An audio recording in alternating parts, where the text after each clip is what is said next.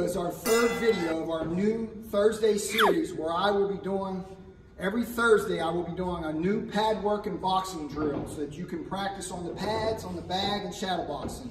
And today I got a real treat for you. I'm going to bring in one of my former boxers, Ed Latimore, who was National Police Athletic League champion, and he was professional boxer, 13 1-on-1.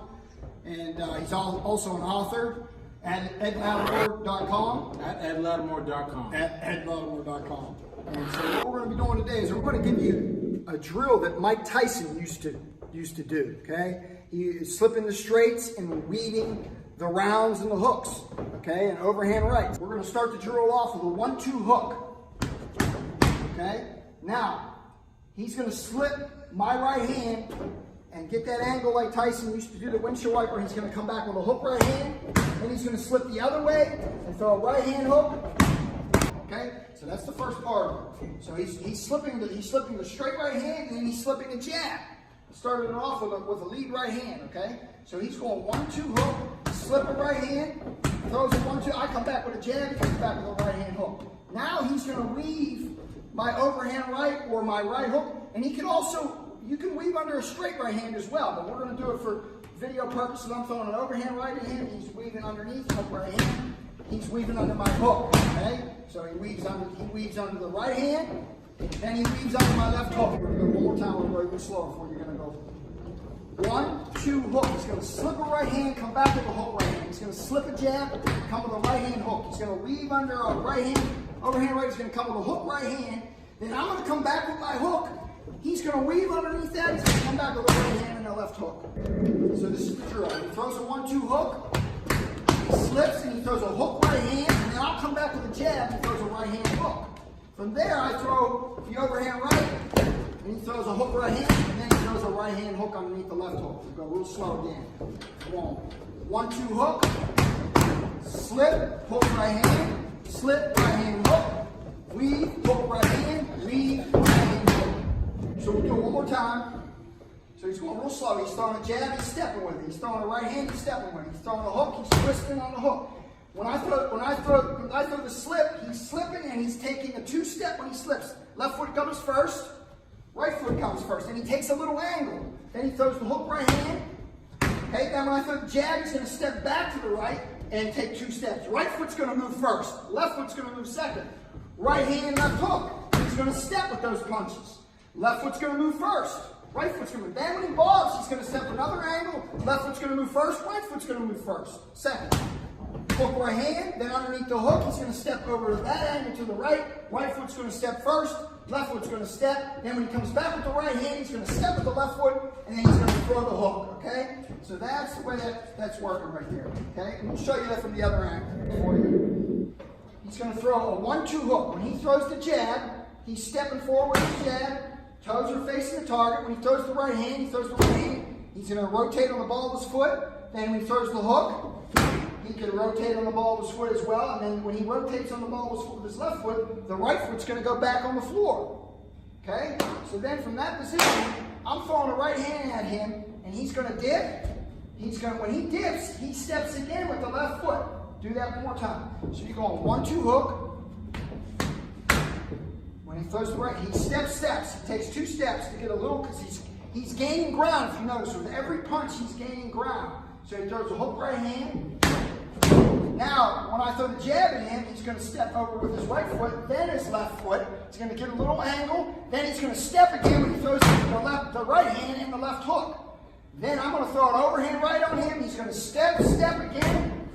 And then he's going to, when I throw the hook at him, he's going to step again on that side. So each punch that he slips, when he weaved there, if you watch that again, when he weaves, he is stepping and stepping. Step with the left foot, step with the right foot. Throw a hook right hand. Now he throws that right hand, I'm coming to throw a hook back at him. He's going to step with his right foot and back over with his left foot. Then he's going to step. When he throws the punch, he's going to step. So look where we are here now. When we started, we were back there. So each punch, each combination, he is gaining ground. And as you notice, what he's doing is he's getting angles as well. So when he throws a 1-2 hook, he slips it. He takes a little angle. So that step is not just completely forward. It's a little forward and a little bit to the left. And he throws a hook right in. Then when he steps this way, he steps over to the right. Then he's going to step in with a hook, with a right hand left hook. Now he comes underneath and weaves, and he steps left foot right hand, underneath right hand left hook. Okay? So that's the way that works. So now what I wanted to break down is some fine details of different styles on how you slip. So what we're doing is we started off with the Mike Tyson kind of windshield wiper slip. Okay? So when he throws that 1-2 hook, I throw that right hand, he's tilting and he's dropping his shoulder that way. Now what's the advantage of slipping something like that? Okay, here's the advantage of it. It's deceptive. He could go and throw a left hook to the body, okay? Or he could look like that he might be going to your body and he comes back to the head. So the strength of that, or the pro to that slip that Tyson used to do, is it was deceptive. Now, the other way he can slip is the way most great fighters slip that have the foundation that I talk about all the time on the channel. When they have the shoulder blade that's tilted this way, is when he throws a right hand, when I throw a right hand, he's going to slip that way straight across. See? The Tyson way is this way, okay? So it's deceptive. What's the strength of him slipping it this way straight across? It's the trajectory of the punch is closer, see? So if I throw a right hand and he slips it like that, he's right there to throw a left hook to my chin. If he goes down the Tyson way, okay, he has further distance to travel to get to his target, okay? So there's pros and cons to both. So when he goes this way, it's definitely the trajectory and the angle, he's going to get there quicker, okay?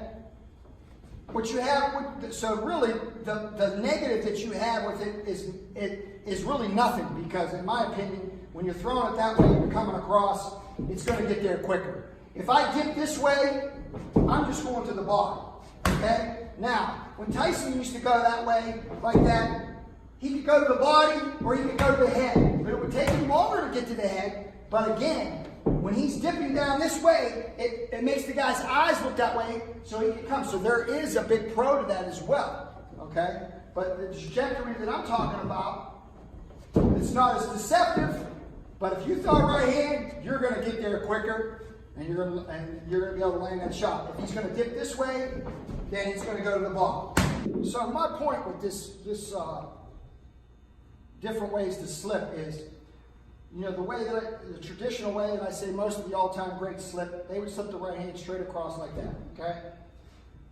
Now, that doesn't make, so when they went to the body, then they slipped like Tyson does, okay? But there's no rule that when they went down there this way, that they could come back to the head as well, okay? What I'm saying about Mike Tyson's style is he never really slipped straight across. He didn't do that. He always slipped this way. So he had, in my opinion, he didn't have this in his arsenal to get the hook there as quick, but he made up with it with deceptiveness, because when he would slip this way, guys' eyes would look down that way, and then he would be able to come to the head or to the body. But because he did that, he made up for the timing of the traditional. When I throw right hand traditionally, you're able to get there quicker, right? That's that point. But the other point with Tyson is he would go down there and he would be more deceptive. So because he was more deceptive, he would be able to make up for that time, because you didn't know if he was going to go to the body. When he's slipping, he's going like a windshield wiper, he's going like that. You think the body shot's coming, then the head shot comes. So the deceptiveness of it would make up for the lack of speed, of the lack of timing. It's just like a baseball pitcher throws a fastball, but he makes a guy swing a strike and a changeup as well. Okay, it's because he's being deceptive. So the point is that Tyson had a different style, and he was very effective because of the deceptiveness.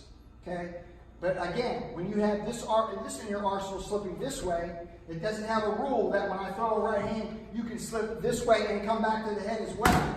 I'm just saying Mike Tyson didn't have that, but he made up for his lack of being able to do that with deceptiveness. And then what he did is he had, if you watch all the videos that I have, you'll watch how he shifts his feet and he does things that the traditional fighter didn't do. He didn't turn southpaw, and those guys didn't do. All those other all-time greats were, they didn't turn left-handed and do switches and shifts like he did. So his style, he made up for it with a lot of different things. I'm just going to give you an example of how that works, not using the Mike Tyson style, okay?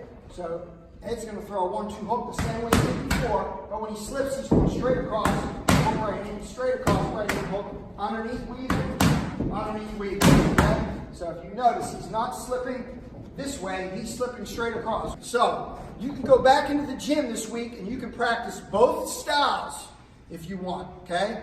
And I encourage you to work on it using your imagination, because imagination is what makes a great fighter. And it's not all about working just on the pads where someone's throwing the punches at you. It's about doing it on the bag and doing it in shadowboxing. So you're able to create that imagination.